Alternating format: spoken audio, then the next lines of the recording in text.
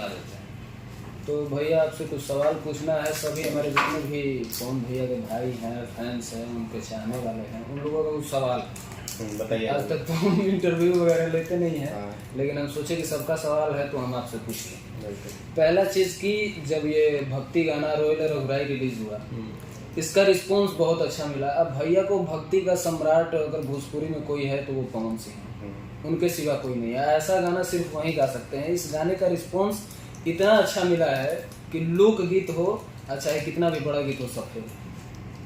पहली खुशी की बात है कि माँ अम्मा भक्ति चैनल पे 1 लाख सब्सक्राइबर पार हो गए हैं। उसके लिए पूरी टीम को, दीपक भैया को, पवन भैया को, जितने भी इस टीम से सदस्य जुड़े हुए हैं, सबको ढेर सारी बधाई और ऐसे ही प्यार देते रहें इस गाने को। फैंस का ये कहना है कि महीना में इस चैनल पे भक्ति गाना एक ऐसा जरूर आना चाहिए। देखिए आपको पूरा करना। अभी पवन जी के पास जो चैनल था ना, माँ अम्मा और पवन सिंह ऑफिशियल, वो प्रॉपर भक्ति नहीं था, उस पर हर गाने आते थे। लेकिन हम लोगों ने एक प्लान किया, पवन जी ने बैठे बैठे एक प्लान किए कि एक भक्ति का चैनल होना चाहिए, क्योंकि बहुत सारे माँ बहन जो लोग हैं या जो लोग पसंद करते हैं उनके लिए एक अलग चैनल हम लोग करें। तो हम लोगों ने एक चैनल क्रिएट किया और मैं आप लोगों को प्रॉमिस करता हूँ कि उस चैनल पे कुछ अलग अलग टाइप के, जो आप लोगों को दिल को छूने वाले, जो मतलब अलग अलग टाइप से अलग अलग क्रिएट किया हुआ चीज़ आप लोगों को सुनने को मिलेगा। अभी सावन भी हम लोग पहला गाना उसी चैनल से रिलीज करेंगे, जो कि बहुत ही अच्छा गाना तैयार हुआ है। जो जैसे आप लोग ने रोयल रघुराई को इतना प्यार आशीर्वाद दिया, इंडिया तो इंडिया के बाहर यूएई, सऊदी, नेपाल में ट्रेंड कराया, मतलब इंडिया के बाहर के लोग भी इतना पसंद किए, इतना कमेंट्स और इतना फ़ोन आ रहा है मेरे पास, तो अच्छा लग रहा है। अगर हम लोग मेहनत करते हैं और उसका रिजल्ट बेहतर होता है और ऊपर से आप लोग का प्यार और आशीर्वाद के रूप में हम लोग को इनाम मिलता है, तो और हौसला बढ़ता है और भी काम करने का और भी नया नया चीज़ करने का। तो हम लोग प्रॉमिस करते हैं कि उस चैनल से हम लोग हर समय एक एक नया नया गाना, भक्ति, सिर्फ भक्ति ही जाएगा, हम लोग गाना छोड़ते रहेंगे।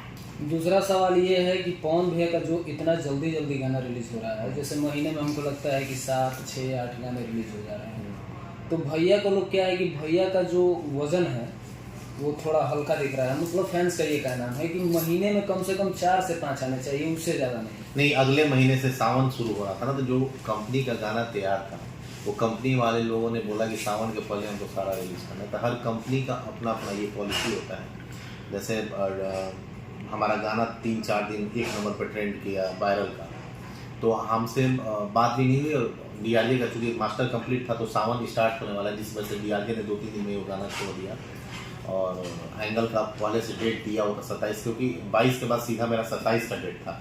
बीच में जो डीआरजे का गाना आया वो कोई मेरे प्लान में किसी भी तरह का मेरे शेड्यूल में नहीं था वो गाना, लेकिन डीआरजे बिना पूछे हुए गाना बीच में डाल दिया। चलिए कोई नहीं, गाना आ भी गया। तो आप लोगों का प्यार और आशीर्वाद इतना अच्छा मिल रहा है, इतना हर गाने को अगर हम रोज भी गाना छोड़ें, हमको तो बस यही लगता है कि भोजपुरी हो, बॉलीवुड हो, साउथ हो, सिर्फ पवन सिंह ऐसा नाम है कि अगर वो डेली गाना रिलीज करे तो भी वो गाना मिलियन छू देगा।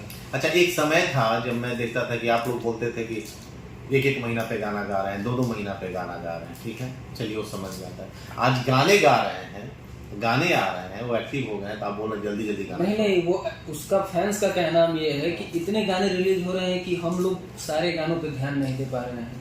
हमने आपको बताया 22 के बाद मेरा 27 का शेड्यूल था, जो एंगल को पहले ही दिया जा चुका था। 27 के बाद 30 का शेड्यूल था, जो कि हमने डीआरजे को दिया था, लेकिन डीआरजे हम लोग से बात नहीं किया। और बीच में पता नहीं कैसे आपने देखा होगा कि लास्ट डे 1 दिन पहले मैंने पोस्टर छोड़ा, क्योंकि मुझे छोड़ना ही था। अगर हमको पता भी नहीं है डीआरजे ने गाना, मेरा गाना जब 3 दिन तक 1 नंबर ट्रेंड कर रहा है, कौन गाना, वायरल भोजपुरी का 1 नंबर का, हम क्यों छोड़ेंगे 25 को गाना अपना। मेरा भी तो सेंस है ना कि मेरा गाना जब एकदम ब्लॉक भी 10 मिलियन वो गाना होने वाला है, तो हम क्यों छोड़ेंगे।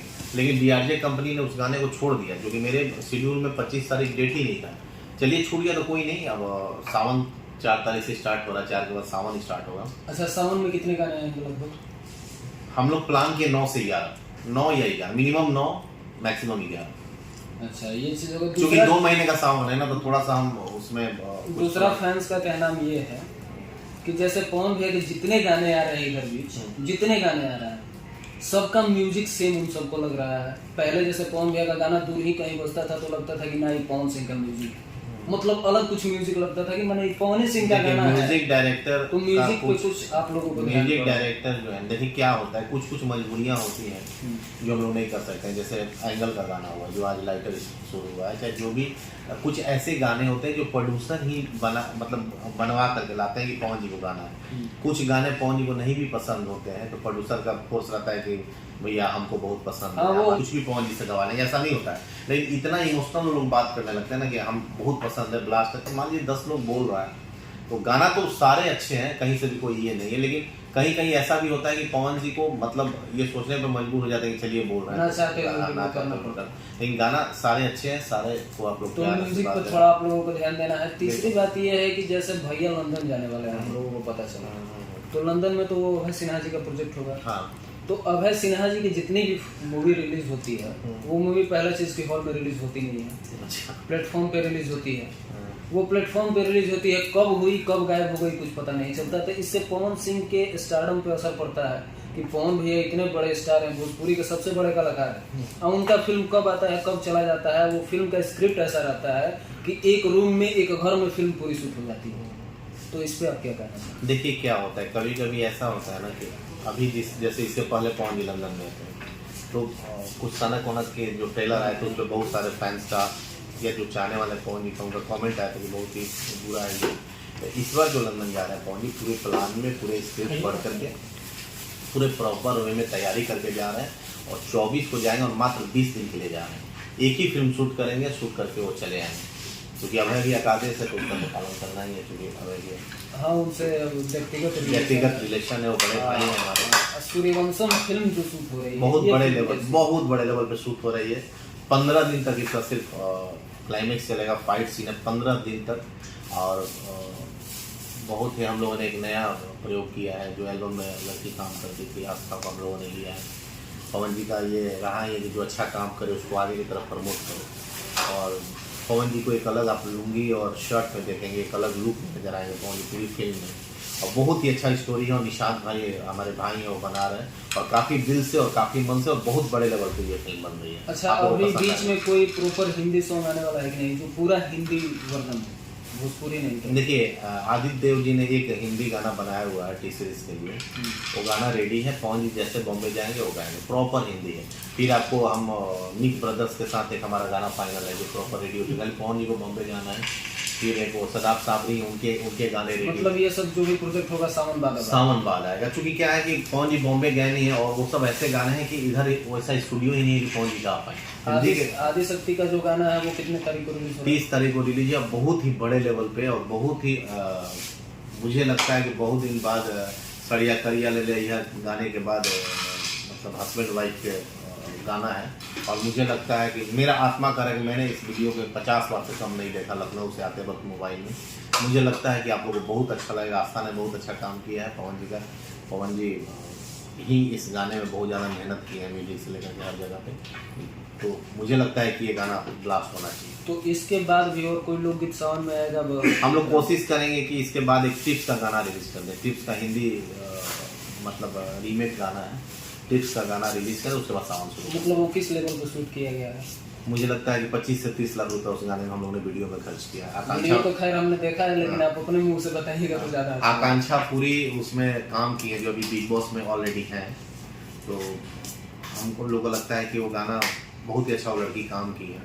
उस गाने के बाद कौन कौन गाया है? भैया गाए हैं साथ में और कल्पना जी ने गाया है। बहुत दिन बाद आपको कल्पना जी और पवन जी का आवाज़ डुएट आवाज़ सुनने को मिलेगा। बहुत ही प्यारा सॉन्ग है, कल्पना जी ने गाया है और पवन जी ने गाया है।